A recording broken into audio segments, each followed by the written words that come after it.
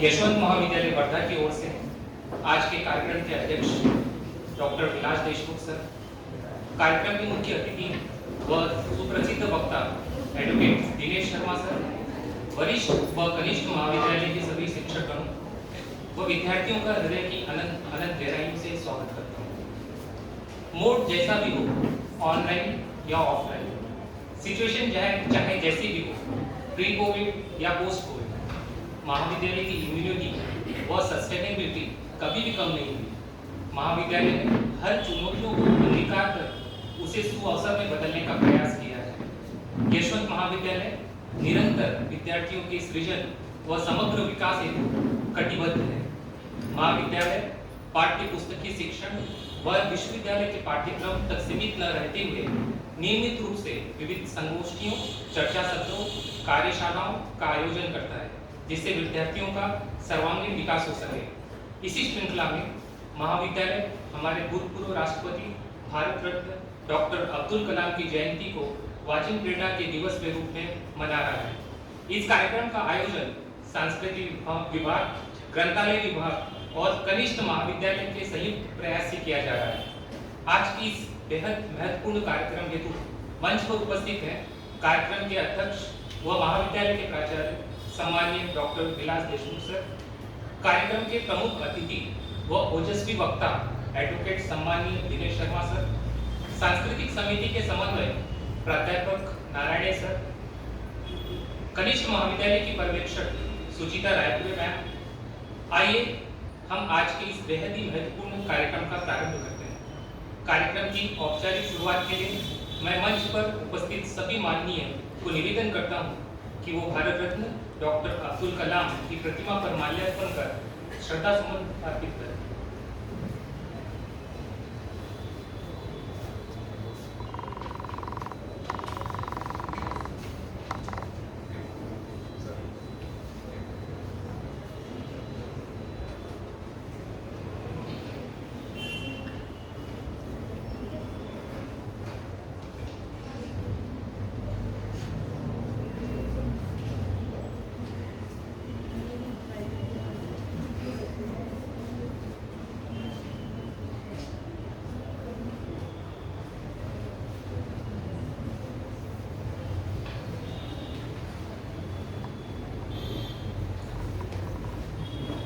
आज का वाचन प्रेरणा दिवस दो कारणों से बेहद ही खास है। पहला ये कि कोविड के बाद ये विद्यार्थियों के लिए आयोजित पहला ऑफलाइन कार्यक्रम है। दूसरा ये कि आज के कार्यक्रम में बेहद ही खास व्यक्तित्व, प्रसिद्ध विधि विशेषज्ञ और ओजस्वी वक्ता दिनेश शर्मा जी हमारे साथ उपस्थित हैं। आइए हम हमारे अतिथियों के स्वागत की ओर बढ़ते हैं। यशवंत महाविद्यालय की गौरवशाली परंपरा है कि हम हमारे माननीय का स्वागत हृदय की असीम गहराइयों से वह पुष्प गुच्छ देकर करते हैं। इसी परिप्रेक्ष्य में मैं आमंत्रित करता हूँ हर्षदीप मानकर को कि वो आए और कार्यक्रम के अध्यक्ष व महाविद्यालय के प्राचार्य सम्माननीय डॉक्टर विलास देशमुख सर का स्वागत करें।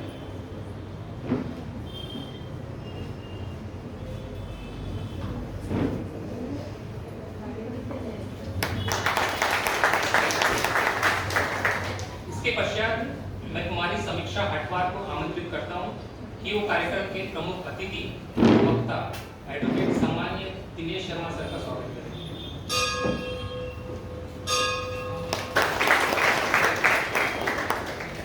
इसके बाद मैं विधि चिमुरकर को आमंत्रित करता हूं कि वो सांस्कृतिक समिति के समन्वयक प्राध्यापक नारायण सर का स्वागत करें।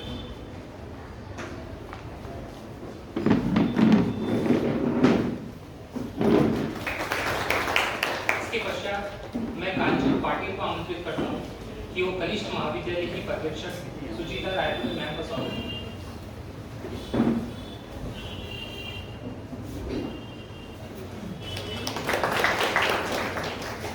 इसके पश्चात मैं सांस्कृतिक समिति के समन्वयक बेहद ही अजाई व एक्टिव प्राध्यापक नारायण सर को आमंत्रित करता हूँ कि वो आज के कार्यक्रम की प्रस्तावना रखें।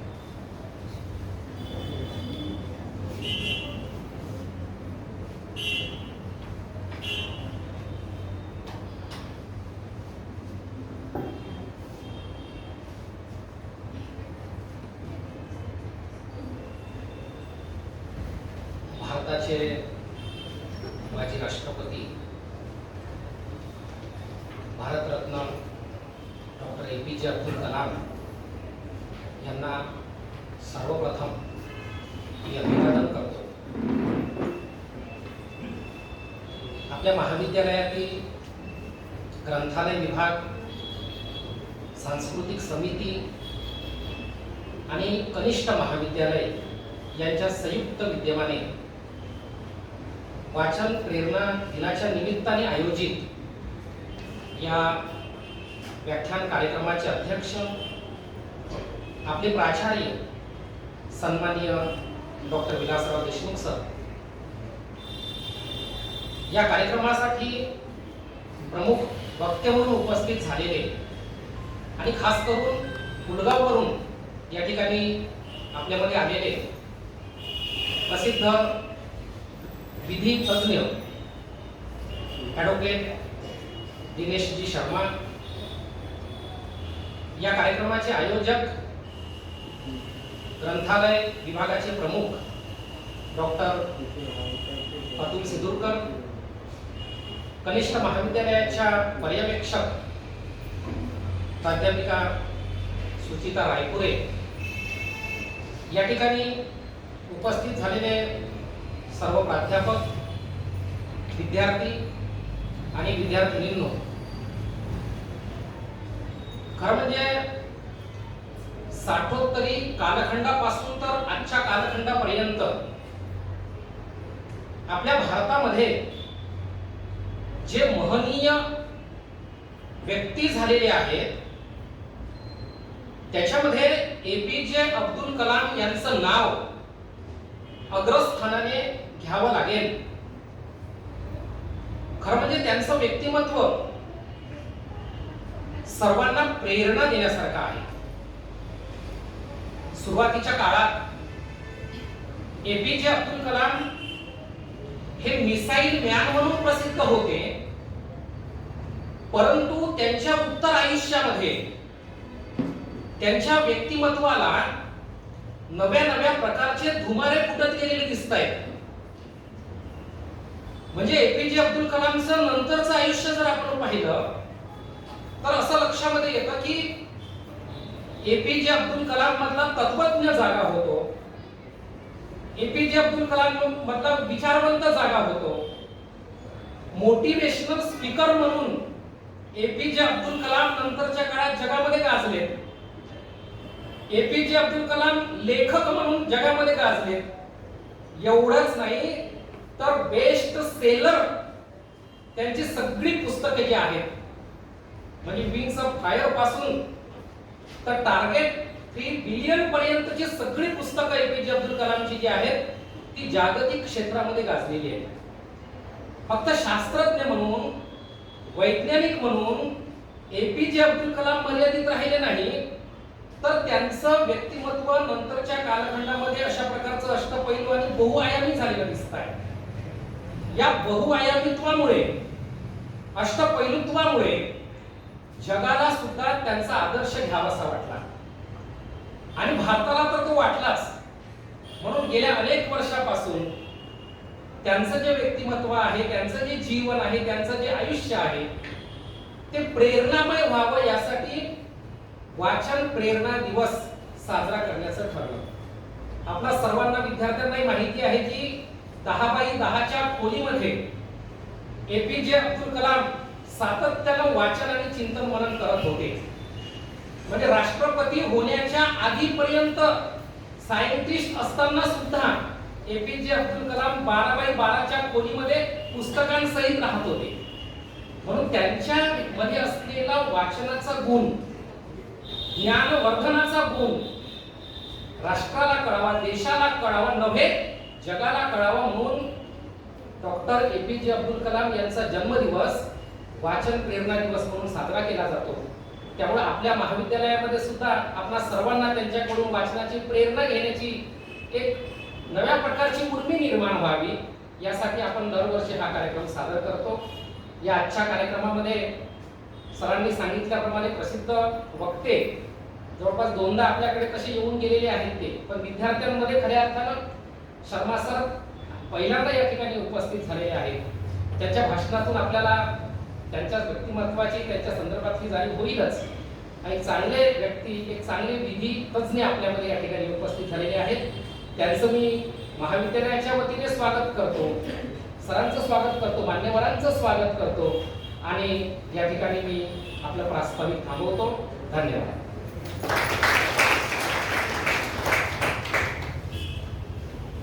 धन्यवाद सर, कार्यक्रम की पृष्ठभूमि, महत्व और उद्देश्य हमारे साथ साझा करने के लिए। इसके पश्चात आइए मैं आपका परिचय आज के प्रमुख अतिथि व वक्ता से कराता हूँ। आज हमारे मध्य उपस्थित है सुप्रसिद्ध वक्ता एडवोकेट दिनेश शर्मा जी। उनके संपूर्ण व्यक्तित्व को चंद शब्दों में रेखांकित करना सूरज की रोशनी को किसी एक कमरे में बंद करने जैसा है। एडवोकेट दिनेश शर्मा जी एक सुप्रसिद्ध लॉयर तो है ही, साथ ही आप एक समाज सेवी भी हैं। विशेषकर किसानों की समस्याओं से जुड़े कई आंदोलनों में आपका सहभाग रहा है। आप एक सोशल मीडिया इन्फ्लुएंसर हैं जिनके असंख्य फॉलोअर्स हैं। आपके द्वारा समसामयिक विषयों पर लिखे गए ब्लॉग्स का बड़ी बेसब्री और आतुरता से इंतजार किया जाता है। आप मेरे अग्रज तो हैं, जिनका वात्सल्य, जिनका प्रेम व मार्गदर्शन हमेशा मुझे मिलता रहता है।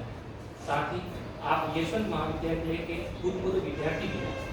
आप एक सुप्रसिद्ध व प्रतिभाशाली लेखक व कवि होने के साथ साथ एक प्रखर व ओजस्वी वक्ता हैं। ऐसा कहा जाता है कि शर्मा साहब की जुबान पर साक्षात सरस्वती वास करती है। शायद ही कोई विषय हो जिस पर आप अपना दखल व आधिपत्य नहीं रखते हो, किंतु एग्रीकल्चर, इकोनॉमिक्स और फिनेंस विषय पर आपका विशेष प्रभुत्व है। जो भी आपके सानिध्य में आता है वह आपके व्यक्तित्व के आभामंडल वो ओजस्वी वाणी से मंत्रमुग्ध हुए बिना नहीं रह पाता है। जब आप उन्हें सुनेंगे इस बात की ताकीद स्वयं करेंगे। मुझे पता है कि इस परिचय के बाद आप एडवोकेट दिनेश शर्मा जी को सुनने के लिए बेसब्र हो रहे होंगे। मैं आपके और आज के वक्ता के मध्य कोई दीवार न बनते हुए नवाज देवबंदी की कुछ पंक्तियां पढ़कर बड़ी विनम्रता व आदर से शर्मा सर को आमंत्रित करता हूँ कि वो आए और सफलता के सूत्र इस विषय पर अपने विचार रखें। तेरे आने की जब खबर महके, तेरे खुशबू से सारा घर महके, शाम महके तेरे तसव्वुर से, शाम के बाद फिर शहर में, याद आए तो दिल मुनव्वर हो, दिल हो जाए तो नजर में, वो घड़ी दो घड़ी जहां बैठे, वो जमी महके, वो सजर महके। एडवोकेट दिनेश शर्मा सर, आप स्वागत।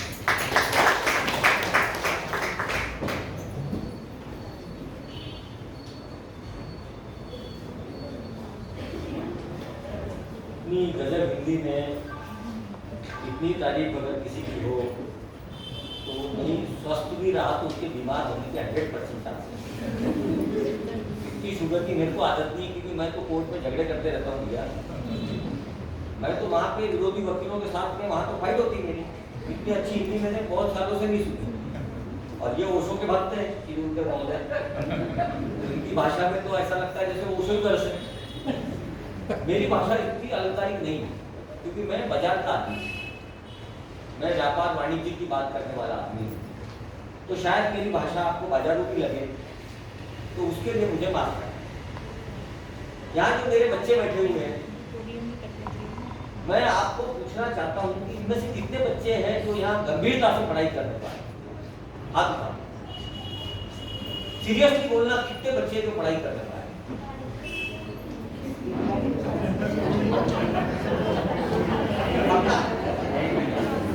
एक ने हाथ उठाया लेकिन झटके से वापस नीचे लिया कि कहीं बदनाम नहीं हो जाए, तो पढ़ाई करने को कॉलेज आए। लेकिन यही सच्चाई है। सच्चाई यही है कि कॉलेज पढ़ाई के लिए नहीं रहती। कॉलेज में अगर कोई पढ़ाई करते तो आज तो समझ जाना मैन्युफैक्चरिंग फाइट है। कॉलेज काय के लिए रहता मालूम है आपको? पढ़ाई 10वीं तक ठीक है, तब तक आपकी आंखें खुली नहीं रहती, आपको मालूम नहीं रहता जिंदगी को कौन सी नजर से देखना। आप तब तक रोमांटिक नहीं रहते, स्वप्न दृष्टा नहीं रहता। रोमांटिक का मतलब गलत मत निकालना। रोमांटिक का मतलब होता स्वप्न दृष्टा। आपको ऐसे कोई खास स्वप्न नहीं आते 9वीं 10वीं तक, मालूम है आपको? अचानक क्या होता कि 10वीं के बाद आपके अंदर हार्मोन्स बदलना चालू होते। और आप पूरी दुनिया आपको खूबसूरत लगने लगता है, आपको सपने आते हैं, दोस्ती दुश्मनी की भावनाएं प्रखर होने लगती है आपकी, और ऐसे में कॉलेज आ जाता है। अब कॉलेज में भी अगर आप वही 10वीं वाले पैटर्न से पढ़ोगे लिखोगे, 8 घंटे की गंभीर पढ़ाई, चश्मा के नंबर बढ़ रहे, तो पूरी संभावना है कि आप जिंदगी में बर्बाद हो जाए। मैं मेरे उदाहरण से आपको बताता हूं, मेरी पूरी जिंदगी में मेरे को इंग्लिश में कभी 33 मार्क नहीं मिले, मैं 32 के ऊपर गया ही नहीं। मैं बाकी सब सब्जेक्ट में मेरे को अच्छे मार्क मिले, और जहां इंग्लिश का विषय आया कि मैं एक पान वाले का लड़का, मेरे पिताजी चाय की दुकान पान की दुकान चलाते थे, सिद्धूर के महोदय को मालूम है, तो हमारे घर में इंग्लिश का कोई लफड़ा नहीं। मेरे को इंग्लिश कभी समझी नहीं दोस्तों। मैं 10वीं के अंदर मेरे को 54% मार्क मिले। वो जमाने में 54% बहुत माने जाते थे, क्योंकि गांव में एक फर्स्ट क्लास आता, तो 54% मार्क मिले तो मेरे माँ बाप खुश होकर गांव के पढ़े लिखे लोगों के पास में गए, उनको पूछा कि बच्चे को क्या कराना चाहिए। तो प्रथा है कि जो हायर मार्क्स वाले रहते हैं वो साइंस में जाते हैं, जो उससे थोड़े कम वाले रहते हैं वो साइंस में जाते हैं, और जो पूरा नीचे का अपना मध्यम वर्गीय लॉट रहता है वो आर्ट में आता है। तो 54% होने के कारण मेरे माँ बाप ने मेरे को लोगों की सलाह पे साइंस में डाला। अब साइंस का तो पूरी शिक्षा इंग्लिश में होती, डेढ़ महीना बैठा मैं क्लास में, वो टीचर क्या बोलते थे मेरे को कभी समझा नहीं। मैं एक तक मुंह लगा के उधर देखते रहता था, उनकी बात समझने की कोशिश करता था, अंदर कुछ रिलेवेंसी पैदा ही नहीं हुई है। एक दिन एक रसायन शास्त्र के टीचर थे, लेक्चरर एंगरपल्ली वाले, मेरे को नाम भी याद है। वो भले मानुष ने प्रश्न किया, मैं भूत के जैसा खड़ा हो गया। उन्होंने बोला मैं जो बोल रहा हूं उसका जवाब दो। मैं इतना घबरा गया था कि मेरे पांव जमीन पे ऐसे चिपक गए थे और आंखें शर्म से उठती। फिर भी हिम्मत करके मैंने बोला कि साहब आप ये 1 महीने से क्या पढ़ा रहे हैं, इसमें का एक शब्द भी मेरे को नहीं, क्योंकि इंग्लिश से मेरा परिचय नहीं है, इंग्लिश में कुछ समझती नहीं। उन्होंने मेरे को बोला गेट आउट, और आपको मैं मजे की बात बताता हूँ, वो गेट आउट मेरी जिंदगी का सबसे सोने का क्षण है। मैं वहां से निकला, डरता डरता प्रिंसिपल के रूम में गया, और प्रिंसिपल भी बड़े सख्त आदमी हुआ करते थे वो जमाने में, आज के जैसे इतने विनम्रता से पेश आने वाले लोग वो जमाने में प्रिंसिपल भी नहीं। हमारे यहाँ आर.डब्ल्यू. देशपांडे थे, किसी पेरेंट के औकात नहीं साहब, क्वार्टर के अंदर गुज्जा स्कूल के बच्चों की तो ताकत ही छोड़ दो। अगर कभी आर.डब्ल्यू. देशपांडे दौरे पे निकल जाए तो बच्चे गंदों में भाग जाते थे इधर उधर, इसकी उसकी दुकान को घुस जाते थे, आर.डब्ल्यू. देशपांडे के सामने नहीं आते थे। और मेरे को जवाबदारी थी कि मैं आर.डब्ल्यू. देशपांडे साहब से मिलूं और मेरे को कोर्स चेंज करूं, साइंस से मैं कॉमर्स में हूं। मैं मिला साहब, हिम्मत किया मैंने, तो उन्होंने बोला कि एक शर्त पे मैं आपको कॉमर्स में भेजूंगा कि वापस कभी तुम अपने पिता को लेके आए और बोले कि साइंस में वापस आना है, तो मैं बेटा अंदर नहीं आता स्कूल करने। मैं बोला आप लगे तो डबल से फीस ले लो, लेकिन ये साइंस से मेरे को बाहर निकालो और कॉमर्स में डालो। मैं आपको बताता हूँ दोस्त, साइंस में मेरी असफलता मेरी जिंदगी में सफलता का सबसे बड़ा कारण है। मैं कॉमर्स में आया, वहाँ इंग्लिश का कोई लफड़ा ही नहीं। 12वीं में मैं नकल मार के इंग्लिश में पास हुआ। मेरे को आता कुछ नहीं था, एक एसे और एक लेटर, एसे के 15 मार्क और लेटर के 7.5 मार्क, ये 2 महीने अक्षरशः प्रिंटेड कागज मैं लेके गया, पास हुआ। लेकिन वही इंग्लिश मेरी जिंदगी में, कारोबारी इंग्लिश में मेरी जिंदगी में सबसे बड़ी ताकत रखता है। मैं जब लॉयर बना, लॉयर बनने के लिए मेरी हालत यही थी कि 3 साल में पास तो हो गया, इंग्लिश नहीं आती। आप सब गांव के परिवेश में, इसलिए मैं बता रहा हूँ आपको बात। 3 महीने के लिए मैं जब कोर्ट में एंट्री हुई मेरी, और जजेस के सामने मैंने मराठी में लिखा हुआ कागज रखा, तो जजेस ने बोला कि मराठी नहीं चलती, कोर्ट में इंग्लिश में ही बात करना पड़ेगा, इंग्लिश में ही लिखना पड़ेगा। वो जमाने के जज बड़े जवाबदार हुआ करते, तो मैंने बड़ी देरी से बोला कि साहब कोर्ट की भाषा तो मराठी भी है। तो हमारे जज महोदय बोले, जज महोदय कि कोर्ट की भाषा मराठी केवल सीनियर लोगों के लिए, जूनियर को तो इंग्लिश में ही बात करना पड़ेगा। देखिए उनका हमारे ऊपर उपकार, उनको समझाने के लिए मैं आईने के सामने खड़े होकर मेरा आर्गुमेंट याद करता, नए नए शब्दों में पता लगाने की कोशिश करता था कि जो कागज के अंदर शब्द है इसके मतलब क्या होगा। एक शब्द का दूसरे शब्द से रिश्ता जोड़ने की कोशिश करता था। और रोज सवेरे उस शब्द को मेरी जिंदगी में वापरने की कोशिश करता हूं। इसका फायदा ये हुआ कि 3 महीने के अंदर अंदर मेरी इंग्लिश सुधर गई। ये जो आप जो चिंता करते रहते ना इंग्लिश नहीं आती है इसका ये कोई टेंशन नहीं लिया। मैं कल ओशो का ही एक किस्सा पढ़ा था कि शेड्यूल करके भाषण को बुलाया तो बोला चलो ओशो को पढ़ लेते हैं। ओशो ने एक जगह बोला कि एक बच्चा पैदा होता है, बाहर निकलने के बाद पूरी दुनिया उसके ऊपर निगाह रख रही है कि अब ये सांस कैसे ले, क्योंकि सांस लेने की कोई स्कूल नहीं, उसको सांस लेना सिखाएगा कौन? और समझ लो उसने 1 मिनट सांस नहीं लिया तो अभी कहानी खत्म हो जाएगी। तो जैसे ही बच्चा बाहर आता है अंदर तक तो वो अपनी माँ की नाभि से सांस ले रहा है, उसकी नाभि से सांस ले रहा है। बाहर जिस मोमेंट पे पैदा होकर बाहर आया पूरी दुनिया इस बात की प्रतीक्षा कर रही कि वो सांस कैसे लेगा। बच्चा तड़पता है, चीखता है, और जैसे ही वो चीखता है उसकी सांस लेने की नली खुल जाती है और सांस लेने की कोशिश चालू है। फिर 15 मिनट के बाद में बच्चा अपनी माँ को ढूंढना चालू करता है। वहां कोई बताने वाली है अथॉरिटी है क्या कि ये तुम्हारी माँ और ये पड़ोसी के बच्चे की माँ है? बच्चा अपनी माँ को टच करके पता लगाने की कोशिश करता है कि मेरे दूध का स्रोत कहाँ है। उसको दूध पीना किसने सिखाया क्या कि बच्चे ने अपनी माँ का दूध कैसे पीना चाहिए, निप्पल कैसे मुंह में लेना चाहिए, कैसे दूध पीना चाहिए, इसकी कोई स्कूल है क्या? लेकिन बच्चा अपनी माँ का दूध अगले मिनट में पीना शुरू कर देता है और धीरे धीरे बच्चा डेवलप होने लगता है। ओशो ने प्रश्न किया कि मान लो कि बच्चे को दूध पिलाने का प्रशिक्षण देने वाली स्कूल मौजूद होती तो क्या होता? सब बच्चे अपने स्कूलों में भेजते कि बेटे दूध पीना सीख के आ, क्योंकि तेरे को तो दूध पीना आता ही नहीं, तो दूध कैसे पिएगा अगर सीखेगा नहीं तो? क्या होता है? 30% बच्चे फिनिश हो जाते, दूध पीना सीखते ही और खत्म हो जाते। ये जिंदगी ऐसी दोस्त। यहाँ पे अगर आपको सीखना है ना तो आप कहीं किसी स्कूल में कॉलेज में नहीं सीख सकते कि मेरा अनुभव से आपको बताऊं। स्कूल कॉलेज रिलेशनशिप बनाने के लिए, सपने पूरे करने के लिए, सपने देखने के लिए। जिंदगी आपको सिखाती है।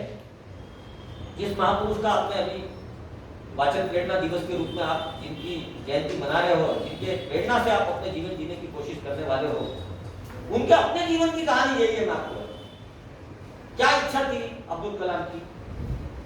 उनकी दिली इच्छा थी कि उनको पायलट बनना। पायलट की एग्जाम भी दिया उन्होंने, 2 मार्क्स से फेल हो, डिप्रेशन में आ गए, सीधे ऋषिकेश। ऋषिकेश में नदी की लहरों में जब वो डूब रहे थे और उतर रहे थे, बाहर आ रहे थे, तो उनको स्वामी शिवानंद के आश्रम का बोर्ड दिखा। अब ये बड़े सेक्युलर मिजाज अब्दुल कलाम, ये सीधे स्वामी शिवानंद के आश्रम में पहुंच गए। स्वामी शिवानंद ने इनके चेहरे को देखा और समझ गया स्वामी शिवानंद साहब कि ये डिप्रेशन में। उन्होंने कलाम को पूछा कि क्या बात है, किस बात का शौक है? तो कलाम ने उन्हें कहा कि मुझे पायलट बनना था किंतु मैं 2 मार्क्स से मैं फेल हो गया और अब मैं पायलट कभी नहीं बन सकता। तो क्या कहा शिवानंद ने उन्हें? महर्षि शिवानंद ने उन्हें कहा कि ईश्वर तुमसे कुछ और करवाना चाहता है, तुम क्यों नर्वस होते हो? उसकी प्लानिंग पे विश्वास करो, तुम अपने कर्म पे विश्वास करो, एक दिन तुम्हारी मंजिल तुमको मिल जाएगी। कहीं तो भी प्रेरणा जागी। अब्दुल कलाम ने लिखा है विंग्स ऑफ फायर कि 7 दिन के बाद भारत के मिसाइल बनाने वाली एक टीम के जूनियर इंजीनियर के रूप में उनकी एंट्री हुई और उसका नतीजा यह हुआ कि 20 साल के बाद में उनके हाथ से मिसाइल बना, परमाणु बम बनाने के जो एक टीम थी उसका वो हिस्सा बना। विक्रम साराभाई जैसे के साथ में काम करने का उनको मौका मिला। मेरे मन में सदा एक प्रश्न आता कि मान लो कि अगर डॉक्टर अब्दुल कलाम 2 मार्क्स ज्यादा मिलते और पास हो जाते, पायलट बन जाते, तो देश का क्या होता? अपने देश को परमाणु बम की टेक्निक मिलती है इतनी जल्दी? आप जब पीछे पलट के देखते हो और जब डॉट मिलाते हो ना तो आपको मालूम पड़ जाता है कि अगर आप सही में ईमानदार हो, तपस्वी के जैसा जीवन जी रहे हो, फालतू चीजों में अगर अपना समय खराब नहीं कर रहे, तो आपकी जिंदगी में अनचाहे पुरस्कार आपको मिलते चले जाते हैं। आपको पता है, छोटी छोटी चीजें छूट जाती, बड़े देखिए हाथ में लग जाते। जो चीज का आपने सपना नहीं देखा वो भी चीज आपके साथ हो सकती है। अब सीधा एक किस्सा तो है अमिताभ बच्चन का। सदी के महानायक जब तबाह हुए, लाइन से उनकी पिक्चरें फ्लॉप होती चली। उन्होंने एक कंपनी डाली थी, वो कंपनी बर्बाद हो गई। आपको बता दो, डिप्रेशन में बैठे हुए थे। अपने पिताजी की डायरी खोल के निकाला, काम ही नहीं था, कोई पिक्चर देने को तैयार नहीं। वो डायरी के अंदर एक पन्ना था जिसके ऊपर हरिवंश राय बच्चन ने कंधे पे कुछ लिख के रखा है। पंक्ति क्या है कि जो तुम्हारी इच्छा से होता है वो अच्छी बात है, जो तुम्हारी इच्छा से नहीं होता है वो और भी अच्छी बात है, क्योंकि वो ईश्वर की इच्छा है। एकदम से अमिताभ बच्चन के प्राण जागे, आपको बता दूं। और अमिताभ बच्चन को ऐसा लगा कि ये पन्ने से मेरे को कुछ तो भी संकेत मिल रहा है। अमिताभ बच्चन दूसरे दिन सवेरे स्लीपर चप्पल पहन के यश जौहर करके जो हिंदी फिल्म दुनिया के माने हुए डायरेक्टर थे, उनके घर को चाय पीने को चले। यश जौहर को उन्होंने जाके बोला कि मैं तुम्हारे घर की किसी भी पिक्चर में काम करने को तैयार हूं। यश जौहर को विश्वास ही नहीं होगा कि सदी का महानायक मेरे पास पिक्चर बनने को आया है।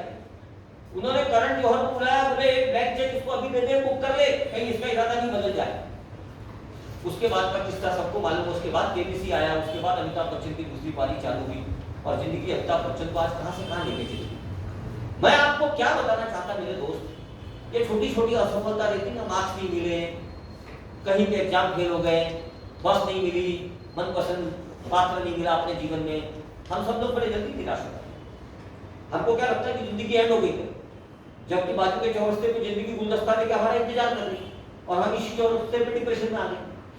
ये लक्षण नहीं पड़ते। मेरे खुद के अनुभव से मैं आपको बता दूं, छोटी छोटी हार से प्रभावित होने का नहीं। जिंदगी अगर आप सही में कार्य कर, आपको कठोपनिषद पढ़ा था, कठोपनिषद तो मैं बताऊं स्कूल कैरिकुलम का हिस्सा लेना चाहिए। 9 साल का बच्चा नचिकेता यम की यात्रा, यम के सदन की यात्रा पे जाता है। आपके जैसे बच्चे को कहानी को पढ़ना चाहिए। वो कहानी हम सबकी जिंदगी का निचोड़ है। वो नचिकेता के पिता अपने जीवन के समापन पे अपना सब सामान गरीबों को, ब्राह्मणों को बांटते थे। नचिकेता देखा एक बूढ़ी गाय जिसके दांत टूट चुके हैं, वो उन्होंने किसी ब्राह्मण को दान में दी। तो नचिकेता को ऐसा लगा कि ये तो बात है। नचिकेता खड़े हुए, नचिकेता ने अपने बाप को बताया, पिता से पूछा कि आप क्या कर रहे हो। बूढ़ी गाय जिसको आप दे रहे हो उसके घर में बोझ बन जाएंगे, उसकी कमाई कुछ नहीं, उसके लिए ये तो पालना मुश्किल हो जाएगा। तो पिता ने उसकी कुछ नहीं सुना, पिता बोले चुप रहो। नचिकेता ने पिता को डिस्टर्ब करके पूछा कि दान किस चीज का दिया जाता है। जो चीज अपनी सबसे पसंद हो उस चीज का दान दिया जाता है, पिता का जवाब। नचिकेता ने तीसरा प्रश्न किया कि फिर आप मुझे किसे देना चाहते हैं। 3 बार नचिकेता ने अपने पिता को यही प्रश्न किया कि आप मुझे किसे दे रहे हो, मैं आपको प्रिय हूं या नहीं हूं। पिता ने चिढ़ के बोला कि जा, मैं तुझे यमराज को दे दूं। बेटे ने बात पकड़ लिया, बेटा यमलोक के खुद ही निकल गया। 9 साल का नचिकेता यमराज के दरवाजे को खुद ही पहुंच गया। ये प्रतीकात्मक कथा है, आप इसके अंदर इतिहास ढूंढने की कोशिश मत करना।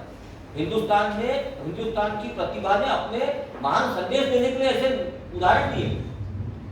नचिकेता 3 दिन वहां बैठा था, यमराज धरती पे आए हुए।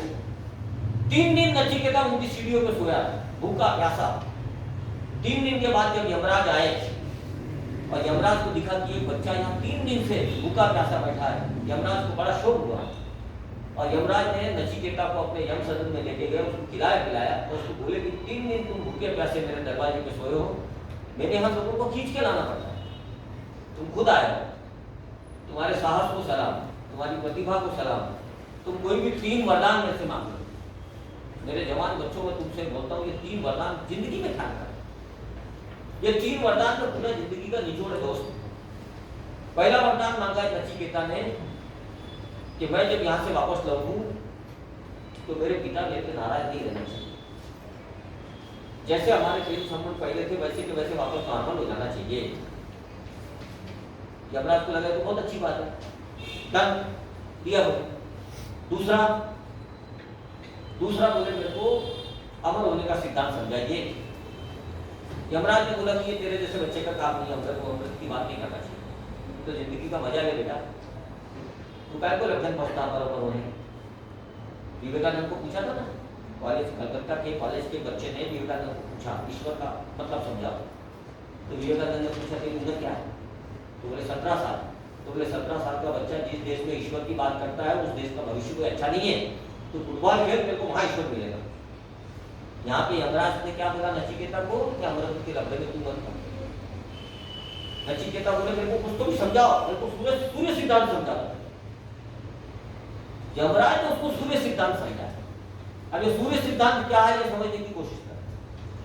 हम सब लोग अपने अपने जीवन में बड़े ठंडे तरीके से पेश आते और जीवन में गर्मी जरूरी है। हमारे अंदर एक आग है दोस्तों, हम सब के अंदर एक आग है, फूल के अंदर आग है, झाड़ के अंदर आग है। मैं आपको बताता हूं, ये जो पंच महाभूतों से जीवन बना ना, इनमें सबसे प्रखर चेतना वाला तत्व है आग। दुनिया में 90% लोगों की आग है ना, खा कर पी के, फालतू की च्वाइस करके, सो के, आलस्य पैदा करके, गैर अनुशासित जीवन जी के खत्म हो जाते। वो अपनी आग को बड़े जवानी नहीं बुझाते। यमराज ने उनको सिखाया कि अपने अंदर की आग को कैसे जिंदा किया। आप हाथ मिलाओ, मैं खुद, मेरे को तो 1 मिनट में पता लगता है। किसी भी नए आदमी से हाथ मिलाओ, कई लोगों के हाथ ऐसे लकड़ी के टूट जैसे लगते, प्राणों के स्पंदन ही नहीं रहते उससे। क्यों नहीं रहते मालूम है? क्योंकि अंदर ठहर गया वो आदमी, अंदर की यात्रा खत्म हो गई उसके अंदर सपने आना बंद हो गए, संवेदनाएं बंद हो गई उसके अंदर। वो दिन भर अपनी ही गुमताड़ी में रहते रहते वो इतना ठंडा हो जाता कि अपन उससे अगर हाथ मिलाओ तो ऐसा लगता कांच के किसी लकड़े के पार्ट्स को हक से स्पर्श कर रहे हैं। और वही आप किसी दमदार आदमी से हाथ मिलाओ, आपको हाथ मिलाने के बाद उसके अंदर की पूरी ऊर्जा अपने हाथों के एक एक स्पर्श पर अपने महसूस होती है। आप एक झाड़ को देखो ना, एक झाड़ मरता कब मालूम है? जब उसके अंदर की आग मरती है तो वो झाड़ मर जाता है। पशुओं के अंदर, माँ के अंदर अगर आग नहीं है तो मातृत्व सूख जाता है। पिता के अंदर अगर आग नहीं है तो उसका पुरुषार्थ सूख जाता है। पत्नी के अंदर आग नहीं है तो पत्नी का स्त्री से अपने पति के प्रति प्रेम सूख जाता है। और पति में अगर आग नहीं है तो पति ढीले होकर घरों में बैठे रहते हैं और खा पी के बेवकूफ जैसे जिंदगी जीते रहते हैं। नहीं कोई रचना सृजन करते ही नहीं लोग। चारों तरफ तुमको देखने को मिलेगा। ये जो बड़े लोग हैं ना, जितने भी आपको टॉप के, आप मैं अभी आपके साथ के रूम में बैठा हूँ। शरद पवार की उम्र कितनी है अभी? 82 ईयर्स। आप उनका कार्य शैली देखो, दिन के 18 घंटे लोग काम करते रहे। बाबा रामदेव, विचार जानते हो एक तरफ, बाबा रामदेव को 18 20 घंटे काम करते हुए मैंने देखा। नरेंद्र मोदी सवेरे 4 बजे इनकी लाइफ स्टाइल चालू होती, रात को 12 बजे तक ये लोग काम करते रहते। आपने आज तक किसी फोटो में इनको उबासी देते हुए देखा? थके हुए परेशान इनके चेहरे देखे क्या आपको? 20 घंटे काम करते हैं। ये आग इन लोगों ने कहां से हासिल की? ये आग इन लोगों को ऊपर लेके जाती है। वो सूर्य का सिद्धांत यमराज ने नचिकेता को सिखाया और फिर बोले कि बेटा आप जा, तेरा वक्त हो गया। तो बोले नहीं, मेरे को अमृत का तो सिद्धांत सिखाना ही पड़ेगा, क्योंकि मैं तुम्हारे दरवाजे पे आया हूं। तुम नहीं सिखाओगे तो कौन सिखाएगा करके? और यमराज ने मजबूरी में आके फिर उसको एक सिद्धांत सिखाया, जो सिद्धांत पूरे भारतीय मनीषा के ऊपर सदियों से छाया हुआ है। आपको बता, पूरे भारत की फिलोसॉफी ये यम नचिकेता संवाद की ख्याल है। फार्मूला क्या है? इस दुनिया में 2 क्वालिटी के लोग हैं। 99% लोग अपनी प्रिय चीजों का पीछा करने के लिए ये दुनिया में जिंदगी जीते हैं। प्रिय खानपान, प्रिय किताबें, प्रिय मकान, प्रिय अपोजिट सेक्स, सब कुछ प्रिय, जो अपने को पसंद है वो मेरे को चाहिए। ढाबे के ऊपर मेरे को रात को ड्रिंक चाहिए, मेरे को मूवी देखना ही है, मेरे को पिकनिक पे जाना ही है, मेरे को अच्छी गाड़ी होना ही, मेरे को अच्छा बंगला होना ही। प्रेयस काल की यात्रा इन सब की यात्रा प्रेयस की यात्रा। जो मेरे को प्रिय है वो मुझे चाहिए।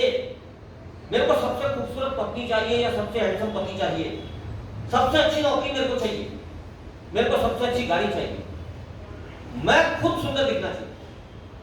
ये यात्रा इनकी सबकी किस चीज की है? प्रेयस की यात्रा। और यमराज इनको बोलते हैं कि इस दुनिया में 99% लोग अपने प्रेयस के पीछे लगे रहते हैं। और इस दुनिया में जितने भी लोग अपने प्रेयस के पीछे लगे रहते हैं वो हमारे यहाँ जल्दी आते हैं। क्या बोलते हैं यमराज इनको? वो हमारे यहाँ जल्दी आ जाए। आपको शराब अच्छी लगती ना, आपको शराब यहाँ नहीं चाहिए। किसी लड़की के पीछे बहुत पागल होना बेटा, झूली पे लटक के पहले यहाँ आओगे तो कहीं प्रेम से कट के मरोगे, कहीं हाई अटैक, कहीं तो भी मरोगे आप। आपको नौकरी चाहिए, नौकरी नहीं मिली ना आपको, डिप्रेशन में तुम मरोगे जहाँ जल्दी आओ। यमराज क्या बोल रहा नचिकेता को कि इस दुनिया में जो भी अपनी प्रिय वस्तुओं के पीछे गया, मेरे दूत उसको पकड़ के पटक से लेके आ जाते, उसको छोड़ते नहीं हम करते।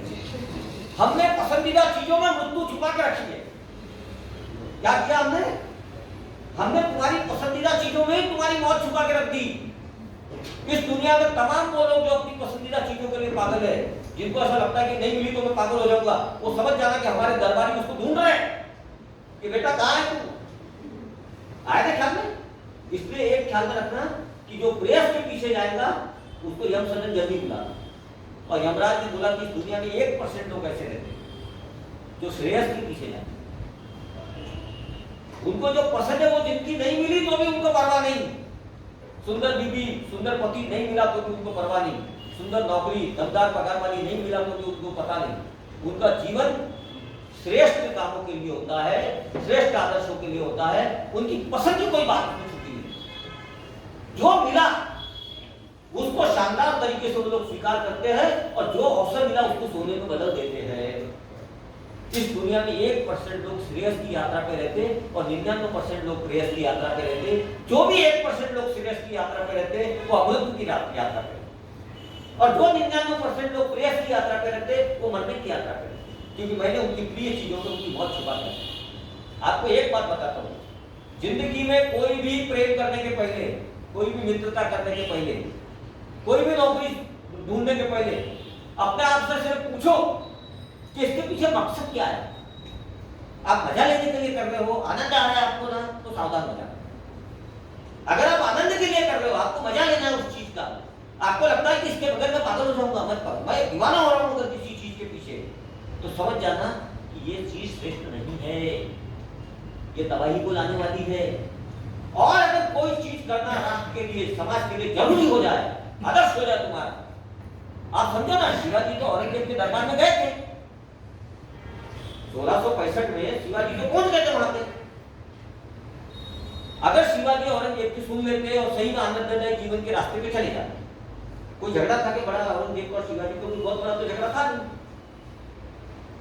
अगर शिवाजी आम राजा महाराजा होते और सुख की तलाश में होते, आनंद की तलाश में होते और औरंगजेब की बात मान लेते और उनके सूबेदार बन जाते थे, मराठी अस्मिता का क्या होगा? कल्पना करना, शिवाजी ने श्रेयस को चुना कि प्रेयस को चुना? डॉक्टर अब्दुल कलाम ने अपनी जिंदगी में श्रेयस को चुना कि प्रेयस को चुना? ये तुम्हारे लिए किए कि खुद के लिए किए? शहीद आजम भगत सिंह जिस समय फांसी के फंदे पे चढ़ा, सिर्फ 23 साल 24 दिन का, उम्र ज्यादा नहीं थी दोस्तों, चाहता तो बच सकता था, वो भी किसी कैरियर की तलाश में जा सकता था ना, वो भी तो ऑप्शन दे सकता था जिलाधिकारी बनने का, कलेक्टर बनने का। लेकिन शहीद आजम भगत सिंह ने मौत को चुना क्योंकि उसको मालूम था कि मेरी मौत ज्यादा लोगों को इग्नाइट करेगी, मेरी जिंदगी इतने लोगों को प्रभावित नहीं करेगी। संभाजी महाराज की मौत ने जितने लोगों को इग्नाइट किया शायद उनकी जिंदगी ने नहीं किया। महात्मा गांधी, डॉक्टर भीमराव अंबेडकर, ज्योतिबा फुले, इन सब लोगों के नाम हम क्यों लेते हैं? क्योंकि ये सब लोग श्रेयस की यात्रा पे निकले लोग थे, प्रेयस की यात्रा इनके हिस्से में नहीं आई और इसीलिए इनकी जिंदगी यादगार है। आज इनकी जयंती हम क्यों मना रहे हैं? ये अगर एक खूबसूरत शादी करके अच्छे कैरियर में कहीं मजा मार रहे होते चेन्नई में किसी बंगले में, किसको पता चलता डॉक्टर अब्दुल कलाम कहाँ है? ये जो श्रेयस की यात्रा है ये 1% लोगों को अलग करती है दोस्तों। और आपको मजे की बात बताता हूँ कि हम पूरी जिंदगी उनके पीछे घूमते रहते हैं, हमको लगता है कि हम हमारे सपने का पूरा कर रहे हैं, लेकिन आपको बताता हूँ हम इनकी यादें करते हैं। हम जीने को निकलते खुद की जिंदगी, लेकिन हम जीते रहते इनकी जिंदगी। और यही मजा है, आपको बताता हूँ कि जिसने भी जिंदगी में जो मिला उसका स्वागत किया, जो मिला उसको अवसर में बदल के रख दिया। चॉइस नहीं है आपके पास। मैं आपको मजे की बात बताता हूँ, आपके पास चॉइस नहीं है। आप अपना पड़ोसी चुनते हो क्या कि उसके साथ तमीज से रहना सीखते हो? आप अपनी माँ चुनते हो? अपने पिता के चयन आपके हाथ में, आपके भाई टीचर, प्रिंसिपल, आपके डेस्क पे आपके सामने कौन बैठेगा इसका चयन आपके हाथ में है क्या? आपके बॉस का चयन आपके हाथ में है क्या? जिंदगी में कुछ भी आपके हाथ में नहीं। ख्याल रखें, जिंदगी में जो भी मिला उसको सोना बनाने की ताकत अगर आपकी है तो आप बना सकते हो। बस एक ही शर्त है कि आपकी खुद की वासना 0 होना चाहिए। ये पसंद नापसंद, सुंदरता, खूबसूरती, फालतू बातें मैं आपको बताता हूँ। बहुत अच्छा कैरियर, सब फ्रॉड है। आपको बताता हूँ, जब आप जी लेते हो ना तब आपको मालूम पड़ता है कि इसमें कुछ नहीं। लेकिन जब आप दूसरों के लिए जीते हो, जब आप आदर्शों के लिए जीते हो, जब आप कोई महान सपना देखते हो, उसको पूरा करने के लिए निकलते हो, फिर कोई असफलता नहीं रहती, ट्रेनिंग हो जाती है। बच्चा अगर चलते हुए गिरा, अपन बोलते क्या बच्चा फेल हो गया लाइफ में, अब कभी नहीं चलेगा, 5 मिनट बाद वापस चल लेता है। जब आप किसी शानदार सपने की यात्रा करते हो तो आपका फेल होना नहीं रहता, आपका प्रशिक्षण हो जाता है। महात्मा गांधी 15 अगस्त 1947 के पहले कई बार फेल हुए, उनको भी मालूम नहीं था कि इतनी जल्दी आ जाएगा करके। भारत तो 1948 में आजाद होने वाला, अंग्रेजों ने परेशान होकर 1 साल पहले दे दिया। लेकिन कितनी असफलता आई होगी, तब वो सफलता का क्षण आया ना। इसलिए अपने जिंदगी में मैं आपको बताता हूँ, मेरे खुद के घर में, मैं तो जॉइंट फैमिली में रहता हूँ 17 लोग, खुद के हाथ में कुछ भी नहीं है। मैं आपको बताता हूँ, सब करते हो, नाम मेरा ले लेते। मेरे घर में होता क्या, सब बड़े बड़े काम करते रहते हो, मेरा नाम ले लेते, वकील साहब ने किया, मैं हाँ बोलते रहता, हाँ सर मैंने किया। एक बात लिख के रखो, जो मिला उसको सोना बनाने की ताकत जितना आप अपने अंदर पैदा कर लोगे ना, आपको कहीं नौकरी की भीख नहीं बनना। गौतम बुद्ध ने आज से 2500 साल पहले बोला, अत्त दीपो भव। इसका मतलब क्या है? खुद को ही चरागा बना लो, खुद ही की रोशनी में चलो, किसी दूसरे का पीछा करने की जरूरत नहीं। जिस दिन तुम्हारी रोशनी तुम्हारे अंदर से निकलने लगे और तुम्हारे रास्ते तुमको तुम्हारे प्रकाश में दिखने लगे, उस दिन समझना कि ये मेरी लाइफ है, इसका मालिक मैं हूं। जब तक तुम अपनी खुशी के लिए, अपनी सफलता के लिए दूसरे पे निर्भर हो, तब तक आप उधार की जिंदगी जी रहे हो। इतना ख्याल रखना। इसी बात को अल्लामा इकबाल ने दूसरे शब्दों में बोला। गौतम बुद्ध ने क्या बोला? अत्त दीपो भव। और अल्लामा इकबाल ने इसको और भी शानदार शब्दों में बोला कि खुदी को कर बुलंद इतना कि तेरी तदबीर से पहले, तेरी तकदीर से पहले खुदा बंदे से खुद पूछे कि बता तेरी रजा क्या है। मतलब क्या है कि तेरी शख्सियत को इतना ऊंचा उठा ले, अपनी पर्सनालिटी का ग्लैमर इतना गजब का पैदा कर ले कि तेरे बारे में फैसला करना हो तो ईश्वर भी तेरे से पूछ के करे।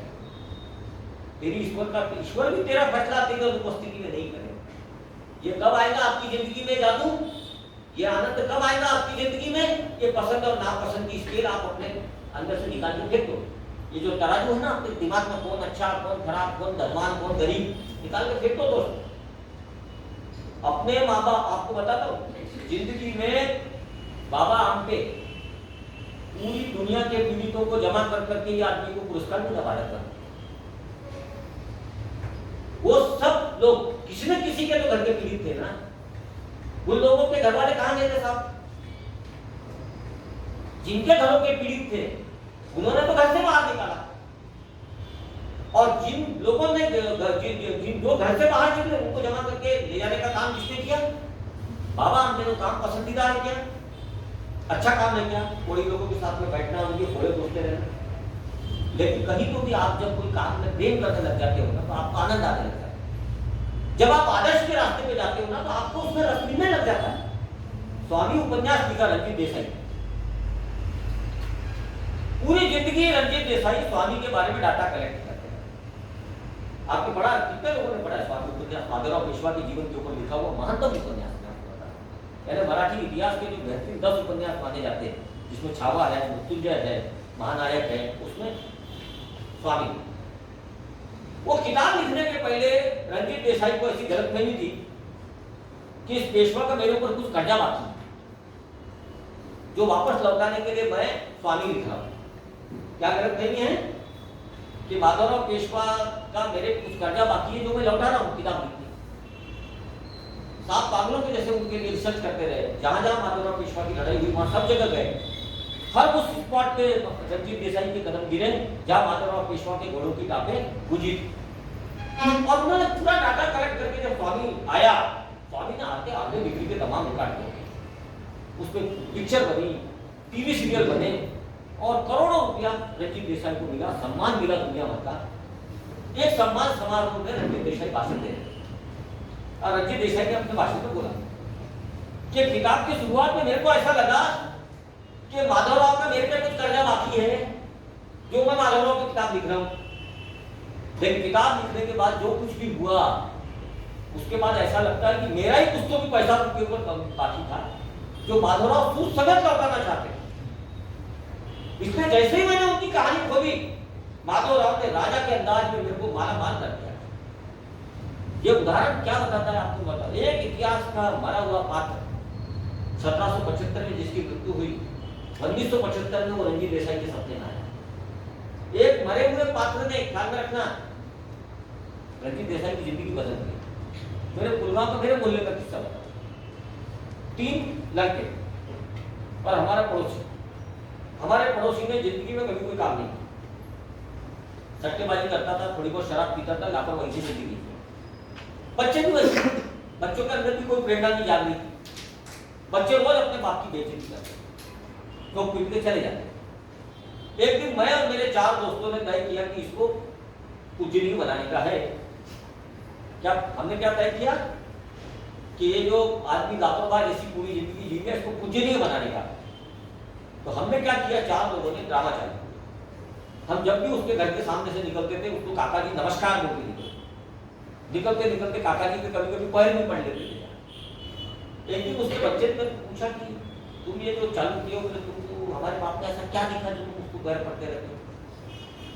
बोला भाई देख, जब भी तेरे पिताजी को मैं पैर पड़ के कोर्ट में जाता हूँ, मेरे फेवर में कोई भी फैसला होता है, मेरे को कुछ न कुछ मिलते रहता है। वो चारों को उसने पूछा तो चारों ने एक ही जवाब दिया कि भाई जब भी हम तुम्हारे बाप को पैर पड़ के जाओ तो हमारा कुछ फायदा होता है। हमने उनको बोला कि एक काम करो, तुम भी अपने बाप को पैर पड़ के जाया तो करो। देखो ना खाली फार्मूला कुछ निकलता कि नहीं निकलता, रोज तुम झगड़ा करके जाते हो, सर पीटते हो, घर को आते हो, वही जहर वातावरण रहता है। तुम एक काम करो, 40 दिन तक तुम दारू पीना बंद करो, अपने बाप को पैर पड़ो और बाहर जाओ, देखो कुछ होता कि नहीं होता। अब भगवान की कदू कंपाई होने वाली थी। ये महाराज ने 3 लोगों ने क्या किया, 40 दिन तक अपने बाप को पैर पड़ा, बाहर जाते समय उसकी इज्जत की, घर में आते समय वापस उसकी इज्जत की। 40 दिन के अंदर जाने अनजाने में क्या मालूम क्या हुआ, उनके घर में शांति आ गई और उनको भी ऐसा लगा कि कुछ तो फायदे तो होते रहा। 40वें दिन वो उनका बाप मोहल्ले का पूजनीय व्यक्ति बन गया। ये मेरा अपने जीवन का उदाहरण दे रहा हूँ। ये फार्मूला क्या बताता है आपको? महाभारत की लड़ाई है। महाभारत की लड़ाई में 2 पात्रों की लड़ाई है। पूरी महाभारत 2 पात्रों, कर्ण और अर्जुन, दोनों के अस्मिता की लड़ाई। अर्जुन युद्ध शुरू होने के पहले युद्ध में जाने को तैयार था, युद्ध से भाग रहा था, और कर्ण को युद्ध में जाने के लिए उसकी बुझाएं खड़खड़ा रही थी। वो तो इंतजार कर रहा था कि मेरे को मौका मिले और एक पांडव को खत्म करूंगा। उसकी तो तपस्या थी कि मैं 5 पांडव ही रहेंगे, 5वां मैं रहूंगा, एक पांडव को मैं खत्म करूंगा। अर्जुन हुआ क्या, युद्ध की शुरुआत में अर्जुन ने अपने हथियार रख दिए, गाड़ी को नीचे रख दिया। इधर युद्ध शुरू हो रहा और इधर उसको अपना काका दिख रहा, मामा दिख रहा, साला दिख रहा, ताऊ दिख रहा, फूफा दिख रहा, सब खड़े दिख रहे। और वो कृष्ण भगवान को भावुक होकर सिखा रहा है कि छोटी सी प्रॉपर्टी के लिए क्या लड़ाई लड़ना था, ये तो राजपाट आते जाते रहते थे। कृष्ण भगवान उसको क्या बोले, ये तू सन्यासी की जैसी क्या बातें कर रहा है? ये तो फकीरों को शोभा देती है भाषा, राजाओं को थोड़ी शोभा देती है। तेरे को लड़ना ही पड़ेगा, लड़ना ही धर्म है तेरा। और उसको मीठा बोल बोल के, प्रेरित कर करके, उसके हर प्रश्न का जवाब देके कृष्ण भगवान ने उसको लड़ने के लिए तैयार किया। उस पूरे वार्तालाप में आप पूरा वो वार्तालाप सुनिए, कहीं भी कृष्ण ने उसको एक भी कटु शब्द नहीं बोला। उसको इतना मीठा बोल बोल के, इतना मोटिवेट कर करके उसको इतना प्रेरित किया और ये तक समझा दिया कि ये कुछ नहीं है, ये तो मरने के पहले मर चुके हैं बेटा। तू तो सिर्फ उनको तलवार बोली है, मारना दो, धनुष मारना, ये तो मर चुके हैं। तूने नहीं मारा तो जाने वाले ये तो तेरे को बहाना है, तेरे हाथ से मौत लिखी करके तेरे हाथ से मरने वाले अन्यथा मर चुके हैं। तू सिर्फ धनुष चला उठा इनको यहाँ से। अर्जुन तैयार हो गया लड़ने को, अर्जुन ने वो लड़ाई जीता। कर्ण का उल्टा हुआ, कर्ण लड़ने के लिए आया था, लेकिन कर्ण का जो सारथी था उसका नाम था शल्य। वो शल्य का मतलब क्या होता है मालूम है आपको? कि अपने जीवन में भी ऐसे बहुत शल्य रहते, अपने कई दोस्त शल्य जैसे ही रहते, अपने घर में भी ऐसे कई शल्य रहते, मोहल्ले में भी ऐसे कई शल्य रहते। वो टोचने वाली बात करते, वो कभी जिंदगी में मोटिवेट नहीं करते, उनके हाथ से कभी कोई शुभकामना निकलती थी।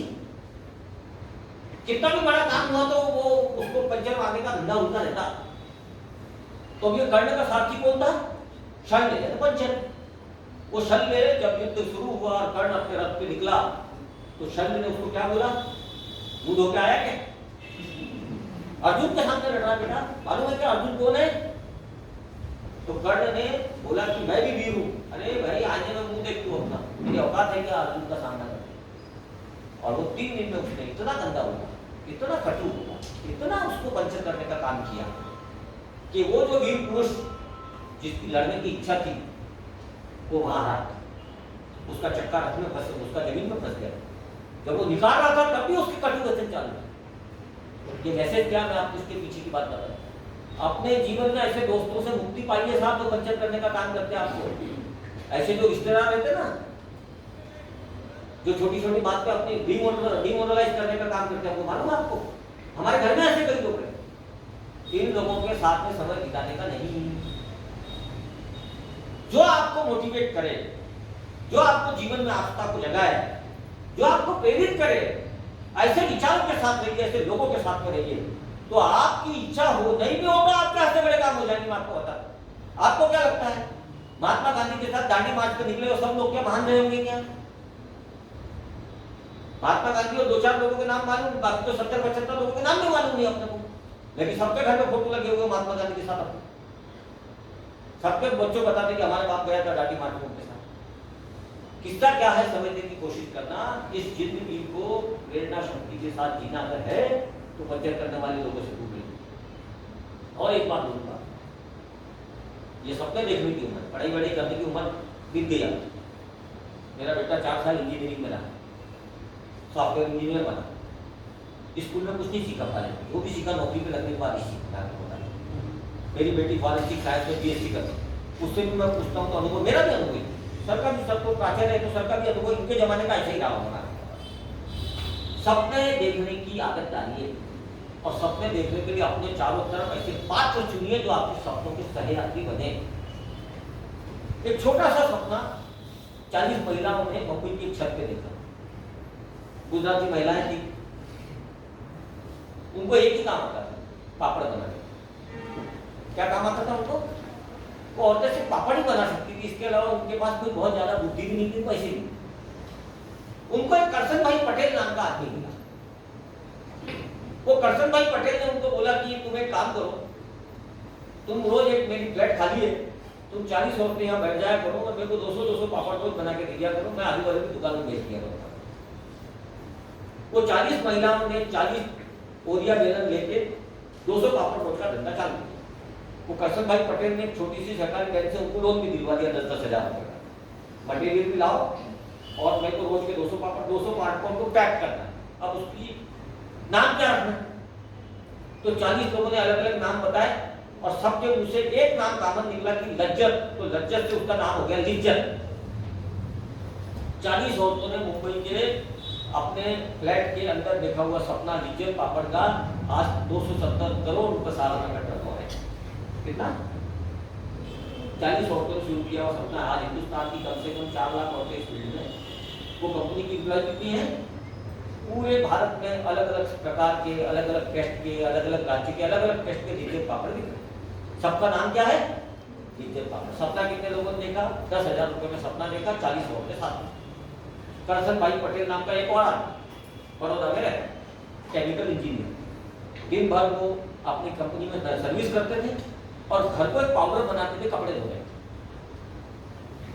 2-2 रुपए के पाउच लेके आसपास के पूरे घर में बेच देते थे। साइकिल पे रात को आते थे घर 6 बजे ड्यूटी से, और ड्यूटी पे आने के बाद वो अपने साइकिल पे रखे बैग और बैग लेके निकल गए।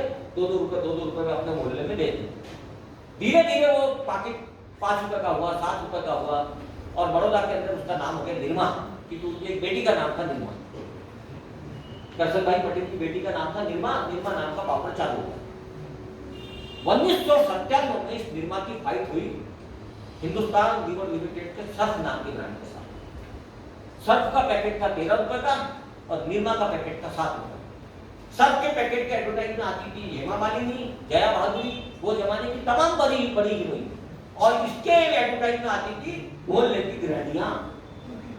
बाल्टी बकेट लेके मोहल्ले की गृहणियों के फोटो छपते थे, वो कपड़े धो के बताती थी ये बहुत अच्छा। दोस्तों 1997 में ये अमर फाइल हुई। आपको बताता हूँ, एक तरफ हिंदुस्तान लीवर लिमिटेड दुनिया की सबसे बड़ी मल्टीनेशनल कंपनी, और एक तरफ अपने 2 बैग और 1 साइकिल हाथ में लिया हुआ कृष्ण भाई पटेल। कौन जीतना चाहिए? बड़ी कंपनी जीतना चाहिए ना। लेकिन इतिहास बताता है कृष्ण भाई पटेल के निर्मा ने सड़क को मार्केट से निकाल दिया। आज निर्मा की कंपनी का सालाना टर्नओवर 30,000 करोड़ रुपया। शुरू कहाँ हुआ? साइकिल के ऊपर 2 बैग कर। सपने देखिए दोस्त, आपको बताता हूँ, इस दुनिया में जानवरों में और आदमी में एक ही फर्क है, कुत्ते को सिर्फ हड्डी का सपना आता है, राष्ट्रपति बनने का सपना नहीं आता, कहते हो कुत्ता है। मालूम है ना आपको? कुत्ते का पूरा सपना कितना, बंदर के सपने क्या रहते हैं? झाड़ से गिर जाऊंगा ये सपना आता बंदर, इसलिए वो सुरक्षा की तलाश में। सपने ये मनुष्य का सबसे बड़ा प्रिविलेज है। ये सपने दूसरों को नहीं आते, करके तो उनकी जिंदगी में कोई क्रांति नहीं हुई ना। सपने देखिए, और आपको एक बात बताता हूं कि जो आदमी सपने देखता है उसके सपने पूरे भी होते हैं। आप सब लोग जो साइंस के विद्यार्थी, उन्होंने कोटा का नाम सुना होगा। ये कोटा काय के लिए फेमस है साहब? टेक्निकल एजुकेशन में काय के लिए फेमस है कोटा? कोचिंग क्लासेस के लिए। भारत के महंगे महंगे कोचिंग क्लासेस कोटा से बाहर निकले। शुरुआत कैसे हुई? 1984 में एक इंजीनियर को पैरालिसिस हुआ। सुनिए, उसका इंजीनियर का नाम है प्रमोद बंसल। उसको पैरालिसिस होने के कारण उसके नीचे के पैर खराब हो गए, वो चल नहीं सकता था, सिर्फ बैठ के काम कर सकता। उसने अपने इलाज के लिए लाखों रुपए, जेके सिंथेटिक कंपनी में काम करते थे प्रमोद बंसल। इसी साल 3 महीने पहले उसकी मौत हुई। प्रमोद बंसल को पैरालिसिस होने के कारण वो काम नहीं कर पा रहे थे, अपनी कंपनी में जा नहीं पा रहे थे और डिप्रेशन में आ गए। तो उनको उनके इंग्लैंड के लंदन में रहने वाले दोस्त ने उनको एडवाइस दिया कि अगर आपको डिप्रेशन से बचने का है और बॉडी के अंदर पॉजिटिव सिक्रेशन शुरू करने का है, पॉजिटिव रश्मिता क्रिएट करने की है, स्त्राव नए निकालने के हैं, तो आप एक काम करो, आप बच्चों को पढ़ाना शुरू करो। क्योंकि पढ़ाने की प्रोसेस में आपके अंदर ऐसे सिक्रेशन आ जाएगी आपकी बॉडी में कि आपका डिप्रेशन कम हो जाएगा। जब आप पढ़ाओगे छोटे छोटे बच्चों को और उनके चेहरे पे उल्लास देखोगे तो आपका डिप्रेशन कम होगा और आपकी बॉडी में सिक्रेशन से आपकी बीमारी को भी शायद फायदा होता है। तो 7वीं के 3 बच्चों के साथ में प्रमोद बंसल ने अपने क्लास की शुरुआत किया। 87 में उस क्लास में 12 बच्चे आए, 88 में उस क्लास में 97 बच्चे आए, 89 में उनके यहाँ का एक बच्चा IIT में सिलेक्ट हुआ। ये कहानी नहीं है, ध्यान रखना। तब तक कोटा में कोई क्लास नहीं था। 89 में एक बच्चा कोटा का IIT में सिलेक्ट हुआ, वो प्रमोद बंसल ने पढ़ाया था। तो प्रमोद बंसल का नाम राजस्थान के समाचार पत्रों में आ गया कि कोटा का एक बच्चा IIT में सिलेक्ट हुआ। किसकी क्लास है? अपन तो सब पीछा करने वाले लोग, अपन को मालूम पड़ जाए कि वहाँ का मंदिर का सिंदूर लगा हुआ भगवान ज्यादा दिखा तो अपनी लाइन लग जाती वहाँ। प्रमोद बंसल ने तो IIT बनाया। पूरे तालुका के आसपास के बच्चे कोटा में उनकी क्लास में शामिल होने को गए। जगह छोटी पड़ी तो बड़ी जगह ली। 93 तक आते आते तो उनका बहुत बड़ा इंस्टीट्यूट बन गया। 300 बच्चे उनकी इंस्टीट्यूट में पढ़ रहे थे और फिर उनकी फीस पढ़ना चालू हुई। फिर उनके जो टीचर थे वो अपनी अपनी क्लासेस खोलने लग गए और 2005 आते आते कोटा भारत का सबसे बड़ा एजुकेशन सेंटर बन गया। आज कोटा के अंदर 2 लाख बच्चे पढ़ते हैं, कम से कम 40 बड़े इंस्टीट्यूट हैं। 2 लाख बच्चों के रहने के लिए कम से कम 40,000 बिल्डिंगें हैं, बैंकें हैं, हॉस्टल्स हैं, रेस्टोरेंट्स हैं। कोटा शहर की आबादी 4 लाख से 17 लाख हो गई। सिर्फ काय के लिए? प्रमोद बंसल को लकवा मारा करके। अगर प्रमोद बंसल नॉर्मल आदमी रहता और रोज जेके सिंथेटिक कंपनी में आते जाते रहता तो शायद एक क्रांति नहीं होती। ये बात क्या बताती दोस्त? किसी असफलता से पीड़ित होने की जरूरत नहीं। कोई दुर्घटना आपसे कुछ नहीं छीन सकती ना। अगर आप अपने इरादों में और प्रेयस के पीछे भागने के पागलपन में नहीं रहोगे ना, ये जो सुंदरता, ये जो ज्यादा पगार, ये जो नशा है ना, मेरे बेटे को, मेरा बेटा सॉफ्टवेयर इंजीनियर है, मैं तो उसको पहले दिन से बोल दिया नहीं सैलरी मिली तो चलता, लेकिन मेरा हाथ से ऐसा कोई चमत्कार होना चाहिए बेटा कि सारी पूरी दुनिया याद हो। लैंग्वेज इंग्लिश है, ये जो प्रोग्रामिंग की लैंग्वेज में ऐसा कुछ कर, मैं कैसे कभी सैलरी नहीं पूछता। मेरे बेटे को सैलरी पूछा ही नहीं कर, आपको बता दें। फॉर्चुनेटली वो काम ही ऐसे कर रहे हैं उनको सैलरी बढ़ती जा रही। आपको मैं एक ही बात बताना चाहता हूँ, जिंदगी में अगर आप छोटी छोटी चीजों के पीछे अपना समय बर्बाद करोगे तो एंड में शिकायत आपके से आएगी। अगर आप अपने जिंदगी को किसी महान मकसद के लिए देने की ताकत जुटा लेते हो, वैसे मित्र जुटा लेते हो, तो आपको जिंदगी में किसी से कोई शिकायत नहीं। और एक और बात बता दूं, अगर आपको सही में आप चंदन हो, मैं को नहीं यार, किसी को बोलने की जरूरत नहीं है। वो हिंदी के कवि ने लिखा है, चंदन है तो महकेगा ही, आग में हो या आंचल में। आपको छुपा भी दिया जाए तो आपकी सुगंध उड़ती रहेगी, आप कहीं दम नहीं सकते। और अगर आपके अंदर अपनी खुदी को पाने की इच्छा होना, वो एक दिन अगर जाग जाना कि मैं कौन हूं, मैं मौलिक हूं यार, मैं मेरे जैसा कोई आदमी पैदा नहीं हुआ, कि मेरे अंदर सेंस आ गया था। आपको पता था मैं 24 साल का था ना, मेरे अंदर सेंस आ गया था, इसलिए मैं कभी किसी गुरु के सामने आने जो महाराज लोग रहते मैं नहीं सर झुकाया। मेरे को ऐसा लगा कि नॉट नीडेड। एक बार अगर आप ये मान लो ना कि तुम्हारे जैसा कोई शख्स इस सदियों तक इस धरती में कभी पैदा नहीं हुआ, और आने वाली सदियों तक तुम्हारे जैसा कोई नमूना वापस आता है, तुम एक में हो, अभूतपूर्व हो। तुम्हारे जैसा कोई, क्योंकि आने वाले तुमको जो गाने अच्छे लगते ना, तुमको जैसे लगते वैसे मेरे को नहीं लगते। एक अचार की दली तुम जो खाओ, तुमको जो स्वाद आ रहा है मेरे को नहीं आ रहा। एक शब्द का मतलब जो तुम पकड़ रहे हो मेरे को नहीं मालूम, मेरे लिए वो शब्द का मतलब अलग हो सकता है। किसी गाने की धुन का मतलब तुम्हारे लिए अलग हो सकता है, मेरे लिए अलग हो सकता है। इतना यूनिक है हम, इसलिए हमको किसी का पीछा करने की जरूरत नहीं और किसी का अनुकरण करने की जरूरत नहीं है। जिंदगी ने एक मौका आपको दिया है, उस मौके का फायदा अगर आप लेते हो तो ये पूरी जिंदगी आपके सामने सैल्यूट मारने पूरी हो जाएगी। इस महापुरुष की क्वालिटी सिर्फ ये बड़े घर में पैदा नहीं हुई, बड़ी नौकरी के लिए लालच में नहीं गए, गरीब आदमी के इनके को टीचर लोगों के साथ इनके रिश्ते की आप कहानियां सुनो तो आज भी आंखों पानी आती। कोई बड़प्पन नहीं था, इतनी सादगी कि टाई पहनने को तैयार है। जबरदस्ती उनके सेक्रेटरी ने उनको टाई पहना। एक दिन वो टाई पहने अपने चश्मे को पोंछ रहे, तो सेक्रेटरी ने उनको बोला कि साहब ये अच्छा नहीं लगता कि भारत का राष्ट्रपति अपनी टाई से अपना चश्मा पोंछता है, ये फोटोग्राफर लोग फोटो लेके छाप देंगे ना, कैसा लगेगा। तो उन्होंने अपने सेक्रेटरी को डांटा, एक तो बोले फालतू का कपड़ा मेरे गले में पहना दिया और मेरे को भाषण दे रहे हो कि इसका क्या करना है। टाई के साथ इनका व्यवहार था, कोट पहनने को तैयार नहीं थे साहब। जब वो राष्ट्रपति बने उनके पास सिर्फ 2 ड्रेस थे, तीसरा ड्रेस नहीं था। आप सोचिए, ये आदमी जिसने रिटायर हुआ दिल्ली से चेन्नई की तरफ गया, 2 बैग के अंदर अपना पूरा सामान लेके चला गया करके आज सैल्यूट मारने के लिए हम यहाँ खड़े हुए हैं। किसी कवि की खूबसूरत पंक्ति के साथ मैं मेरा भाषण पूरा करूंगा कि जंगल जंगल भटक रहा है मृग अपनी कस्तूरी को,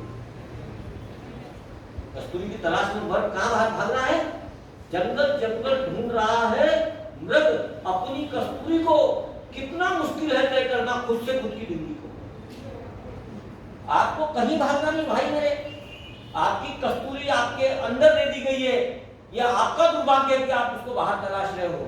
जिस दिन आपको आपकी कस्तूरी मिल जाएगी और जिस दिन आप उसको चमकाने के बिजनेस में लग जाओगे, ये पूरी दुनिया आपके ऊपर ग्लैमर बरसाने के लिए आपके साथ आपके पीछे आना चालू करेगी। इस दुनिया में जितने भी वो लोग जो टॉप हमारे मॉडल बने हुए हैं वो कोई भी बड़े घर में पैदा नहीं, सब छोटे छोटे, सचिन तेंदुलकर नहीं, शाहरुख खान, सब छोटे छोटे घरों के मध्यम वर्ग के घरों के बच्चे हैं। आपको बताता हूँ, सबने अपने अपने हिस्से का स्ट्रगल किया। आपको बताता हूँ, मैं तो जॉनी लीवर के बारे में बात कर रहा हूं।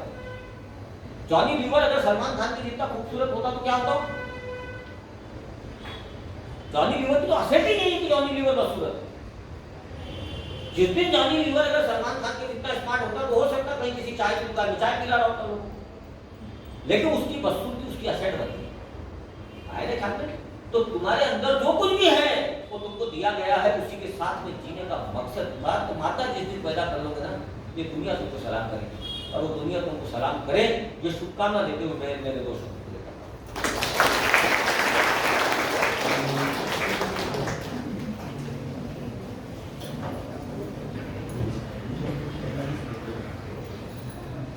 निःशब्द ही ऐसा शब्द है जो शर्मा सर के संबोधन के पश्चात प्रतिक्रिया के रूप में मेरे मन मस्तिष्क में आ रहा है। सर, आपके सारगर्भित, रोचक और ज्ञानवर्धक मार्गदर्शन के लिए हृदय के अंतःकरण से आपका धन्यवाद। आपने सही कहा, अनुभव से बढ़कर कोई शिक्षा नहीं होती, अनुभव सबसे बड़ा गुरु है। डॉक्टर अब्दुल कलाम यही कहते थे कि असफलता की कड़वी गोली ही सफलता की महत्वाकांक्षा पैदा करती है। और सूरज की तरह अगर चमकना है तो सूरज की तरफ जलना होगा। हम आपको यकीन दिलाते हैं कि हम हमारे रास्तों में आने वाली जो भी कठिनाई है, जो समस्या है, उसका रूपांतरण सफलता के रूप में करेंगे और जीवन भर अग्रसर रहेंगे। कार्यक्रम के अंतिम पड़ाव में लगभग हम हैं।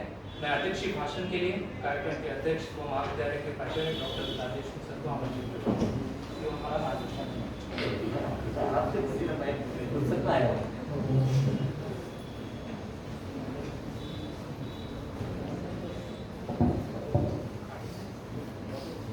सर्वप्रथम या संस्थेचे संस्थापक अध्यक्ष स्वर्गीय बापूरावजी देशमुख यांच्या स्मृतीस मी अभिवादन करतो। 15 ऑक्टोबर हा भारतरत्न राष्ट्रपती डॉक्टर अब्दुल कलाम यांचा जन्मदिवस आणि हा दिवस वाचन प्रेरणा दिवस म्हणून साजरा करावा यासाठी म्हणून आपल्या महाविद्यालयामध्ये आपण हा सप्ताह असा घेतो आहे आणि सगळे जे 12वीचे विद्यार्थी आहेत त्यांच्यासमोर हा दिवस आजचा साजरा करण्यासाठी म्हणून आपण एकत्रित आलेलो आहोत।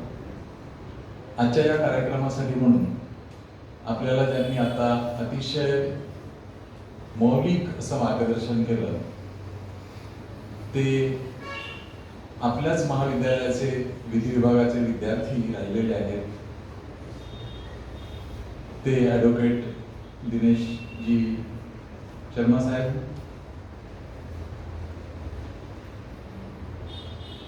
या ज्यांनी हा सहयोग जुळवून आणला ते ग्रंथालयाचे ग्रंथपाल डॉक्टर सिद्धुलकर, प्राध्यापक प्रमोद नारायणे, आपल्या पर्यवेक्षक रायपुरे मॅडम, माझे सर्व साधे प्राध्यापक आणि विद्यार्थी मित्रांनो, अतिशय ओजस्वी आणि खूप त्यामध्ये खूप अशी उदाहरणं दिलेली होती की आपण आपलं सफलता कशा पद्धतीने आपल्याला मिळू शकते। असं एक खूप छान भाषण आपण ऐकलं। ते फक्त ऐकून आपण विसरणार नाही तर त्यामध्ये आपण पुढे जाण्याचा प्रयत्न करू। जे जे लोक आपल्याला त्यांनी सांगितलेले आहेत तशा पद्धतीने आपण काम करण्याचा प्रयत्न करू। आणि मला असं वाटतं की हीच खरी आजच्या या दिवशी जे आहे वाचन प्रेरणा दिवसाच्या आपण ज्यासाठी म्हणून हा कार्यक्रम घेतो त्याची जर खऱ्या अर्थाने सफलता आपण म्हटली तर तीच आपल्याला सफलता असं दिसेल की आपण त्यातून काहीतरी घेऊन पुढे आपण आपल्या जीवनामध्ये काही करण्याचा प्रयत्न करू। आपल्याला माहिती आहे की डॉक्टर अब्दुल कलाम यांचे वडील आणि त्यांचा जे फॅमिली बॅकग्राऊंड होतं ते तुम्ही वाचलेलं असेल, पाहिलेलं असेल, ऐकलेलं असेल कुठे। हे जे आहेत ज्या ज्या मोठ्या थोर लोकांचे आपल्याला जे चरित्र आहेत आपल्याकडे ते आपण वाचले पाहिजे, त्याच्यामधून आपण काहीतरी घेण्याचा प्रयत्न केला पाहिजे। कारण अत्यंत गरीब घरात सरांनी आपल्याला सांगितलं की सगळे जे काही मोठे लोक झाले ते अतिशय विपरीत परिस्थितीमधून ते पुढे आले आणि पुढे ते त्यांचं नाव पुढे मोठ्या प्रमाणामध्ये घ्यायला लागले। डॉक्टर अब्दुल कलामांच्या बद्दलची त्यांनी माहिती दिली, आपल्याला सांगितलं त्यांनी की ते कशा पद्धतीने पुढे आले, त्यांचा कसा फेल्युअर होतं, ते कुठल्या आश्रमात आले आणि त्यांनी पुढे कशा पद्धतीने पुढे आले ते झालेले आहे। हा अतिशय साधा सिंपल माणूस जो आहे देशाचा राष्ट्रपती होतो आणि देशाचा राष्ट्रपती झाल्यानंतर त्यांचा जन्मदिवस हा वाचन प्रेरणा दिवस म्हणून साजरा करावा ही आपल्याला गरज का भासते। तर मला असं वाटतं की त्यांच्या आयुष्यामध्ये त्यांनी जेवढं महत्त्व पुस्तकांना दिलं, सरांनी आपल्याला सगळ्यात शेवटी सांगितलं की जाताना त्यांचे फक्त 2 बॅग्स घेऊन गेले, त्याच्यामध्ये त्यांचे 4 सूट आणि बाकीची पुस्तकं, एवढं फक्त त्या राष्ट्रपती भवन सोडताना गेलं।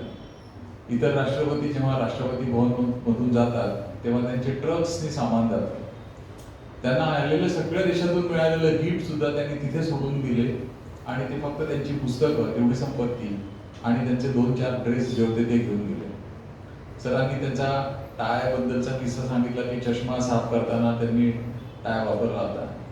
तुम्हाला माहिती असेल की पहिल्यांदा आपलं जेव्हा चंद्रयान वर गेलं होतं तेव्हा डॉक्टर अब्दुल कलाम जे आहेत ते त्यावेळी तिथे त्या युनिटचे ते प्रमुख होते आणि राजीव गांधींनी त्यांना बोलावलं, त्यांना सांगितलं की बा तुम्हाला तिकडे जायचं आहे, राजीव गांधींनी बोलावलं किंवा या सक्सेसबद्दल त्यांचं अभिनंदन करण्यासाठी म्हणून, तेव्हा राजीव गांधी जे आहेत ते भारताचे पंतप्रधान होते.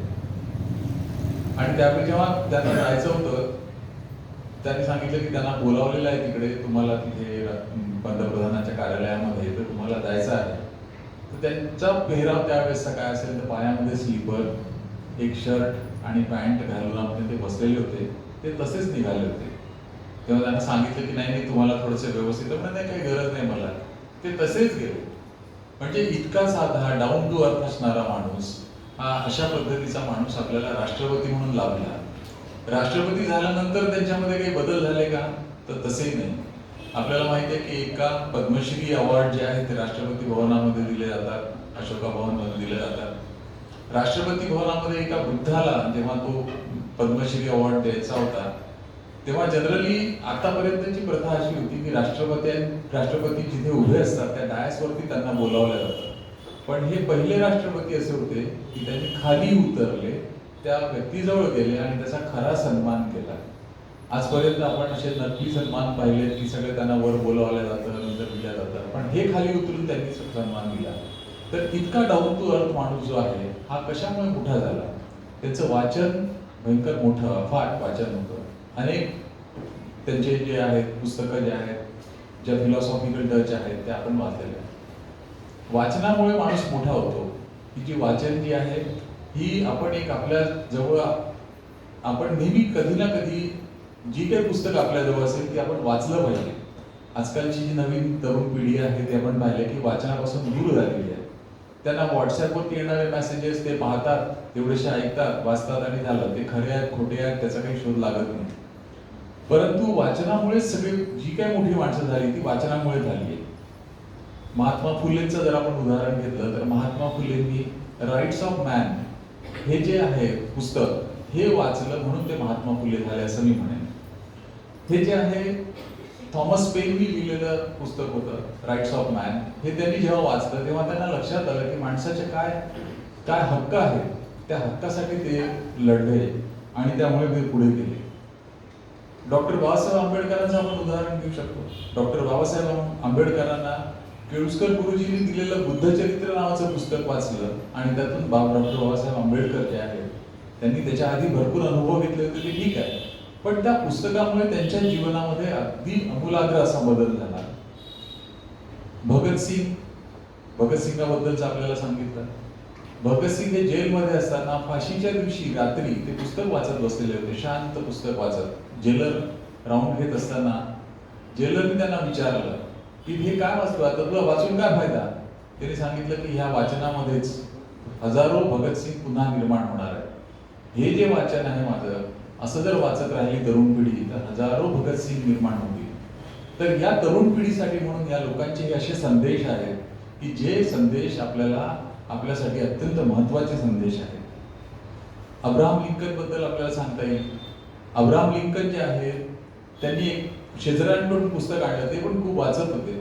शेजाऱ्यांकडून पुस्तक आणलं आणि ते त्यांच्या चुकीनं ते ओलं झालं. ते पुस्तक ओलं झालं म्हणून त्या पुस्तकाचे पैसे भरून द्यायसाठी त्यांच्याकडे नव्हते. तर हे जे अमेरिकेचे राष्ट्रपती राहिले पुढे जाऊन, त्यांनी त्या माणसाकडे ज्यांच्याकडून पुस्तक आणलं ते शेजारी जे होते त्यांच्याकडे मजुरी केली त्यांच्या पुस्तकाचे पैसे परत करण्यासाठी. नेपोलियन बोनापार्ट आपल्याला माहिती आहे, हा फ्रान्सचा योद्धा होता. आज पॅरिसच्या वस्तू संग्रहालयामध्ये त्यांनी किती पुस्तकं वाचली त्याची लिस्ट लागली आहे, यादी लागलेली आहे. हे असे अनेक उदाहरणं आपल्याला दिसतील की जे जगामधले, आपल्या भारतामध्येच नाही तर जगामधल्या कुठल्याही लोकांबद्दल तुम्ही जर विचार केला तर तुम्हाला दिसेल की त्यांनी काही ना काही वाचलं आहे आणि त्या वाचण्यामधून त्यांना प्रेरणा मिळाली आणि या प्रेरणेच्या स्तरावरती ते पुढे जाऊन आपल्याला माहितीये की ते मोठे ग्रस्त होत गेले. वाचनामुळे काय फायदे होतात आपल्याला सर्वसाधारण आपण पाहिलं तर आपल्याला काय दिसेल, प्रेरणा मिळणं आपण आता खूप दूरचं आहे असं आजचं जरी धरलं तर आपला शब्दसंग्रह वाढतो, आपल्याला अनेक अनुभूती येतात, विचाराच्या कक्षा रुंदावतात. असे अनेक फायदे आपल्याला वाचनामुळे होतात आणि हे वाचनाचे फायदे जे आहेत ते तुमच्या सगळ्यांच्या प्रोग्रेससाठी म्हणून अत्यंत आवश्यक आहे. हे जर आपण केलं नाही, हे जर आपण पाहिलं नाही तर प्रत्येक वेळी आपण जर असं म्हटलं की मी अनुभव घेईन आणि मग नंतर शहाणा होईल, तर तसं ते शक्य नाही. प्रत्येक गोष्टीचा अनुभव घेणं ही अत्यंत कठीण बाब आहे. आणि म्हणून आपल्याला माहिती आहे की बाबासाहेब आंबेडकर असं म्हणतात की experience is a cruel teacher which punishes first and teaches later. म्हणजे एक्सपिरियन्स किंवा अनुभव असा एक जो शिक्षक आहे की जो पहिल्यांदा तुम्हाला शिक्षा देतो आणि नंतर शिकवण देतो. तर अशा पद्धतीचा असणारा क्रुएल टीचर आपण अनुभव घेऊन मग पुढे शिकायचं की लोकांनी घेतलेले अनुभव आपण वाचून शहाणं व्हायचं, हे आपल्याला ठरवायचं आहे. आणि यासाठी म्हणून हा वाचन प्रेरणा दिनाचा कार्यक्रम आपण आज घेतला. आपल्याला ती सफलता मिळवायची, आपलं जीवन ते आपल्याला सफल करायचं आहे. त्यासाठी म्हणून महत्त्वाचा जर घटक असेल तर तो आपण वाचन केलं पाहिजे, पुस्तकं आपण वाचली पाहिजे. आपल्या अभ्यासाच्या शिवाय इतर मिळणारे जे आत्मचरित्र असतील, जे काही जे सक्सेसफुल झाले असेल, अनसक्सेस असतील, अशा लोकांच्या स्टोरीज ज्या असतील त्या आपण वाचल्या पाहिजे. ते जर वाचलं तर मला असं वाटतं की आपलं जीवन खूप समाधानी सुखाने आपण पुढे मार्गक्रमण करू शकतो.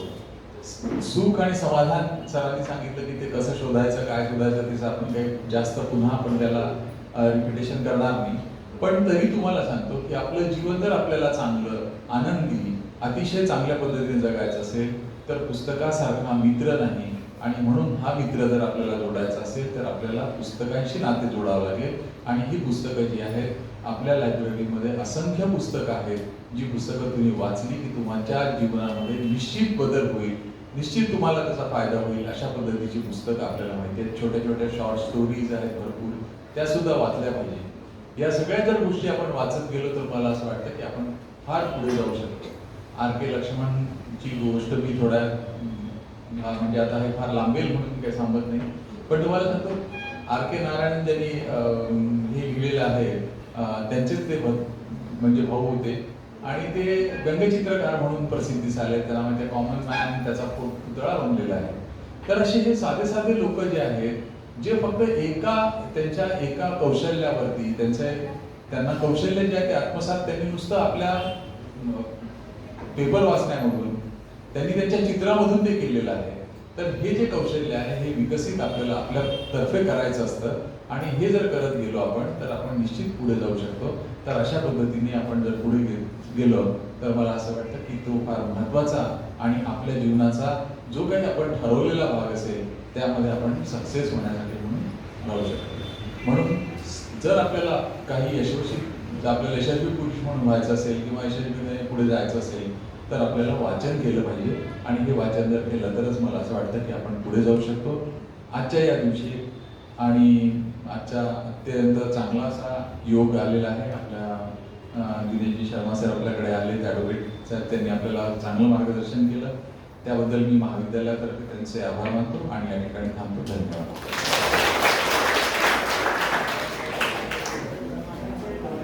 धन्यवाद सर. कार्यक्रम के अंतिम पड़ाव में मैं रैटवे मैन को आमंत्रित करता हूँ कि वो आभार प्रदर्शन करें.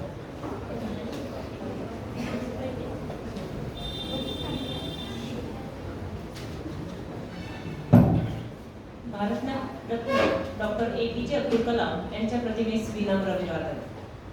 आज आपल्या महाविद्यालयामध्ये ग्रंथालय विभाग, सांस्कृतिक समिती व कनिष्ठ महाविद्यालय यांच्या संयुक्त विद्यमाने वाचन प्रेरणा दिन या कार्यक्रमाचे आयोजन करण्यात आले. आजच्या या कार्यक्रमाला अध्यक्ष म्हणून लाभलेले आपले महाविद्यालयाचे सन्माननीय प्राचार्य डॉक्टर देशमुख सर. आजच्या या दिनाचे औचित्य साधून सरांनी आपले विचार या ठिकाणी मांडले व आपल्याला मार्गदर्शन केले, त्याबद्दल मी त्यांचे आभार मानते. आमच्या विनंतीला मान देऊन या ठिकाणी उपस्थित असलेले प्रमुख वक्ते सन्माननीय ॲडव्होकेट दिनेश शर्मा, सुप्रसिद्ध विधितज्ञ यांनी आपणा सर्वांना मौलिक असे मार्गदर्शन केले, त्याबद्दल मी त्यांची मनपूर्वक आभार मानते. सांस्कृतिक समितीचे समन्वयक प्राध्यापक प्रमोद नारायणे सरांचे मी या ठिकाणी आभार मानते. उपस्थित सर्व प्राध्यापकांनी या कार्यक्रमाला उपस्थिती दर्शविली, त्याबद्दल मनापासून मी आपणा सर्वांची आभारी आहे. आणि आजचा हा कार्यक्रम ज्यांच्याकरिता आयोजित करण्यात आला होता ते सर्व विद्यार्थी मित्रमैत्रिणी ज्यांनी शांतपणे आजचा कार्यक्रम ऐकून घेतला, त्याबद्दल तुम्हा सर्वांचे मी या ठिकाणी कौतुक करते. प्रत्यक्ष अप्रत्यक्षरित्या ज्यांनी या कार्यक्रमाला सहकार्य केले त्या सर्वांचे आभार मानून अध्यक्षांच्या परवानगीने आजचा हा कार्यक्रम इथे संपला. धन्यवाद.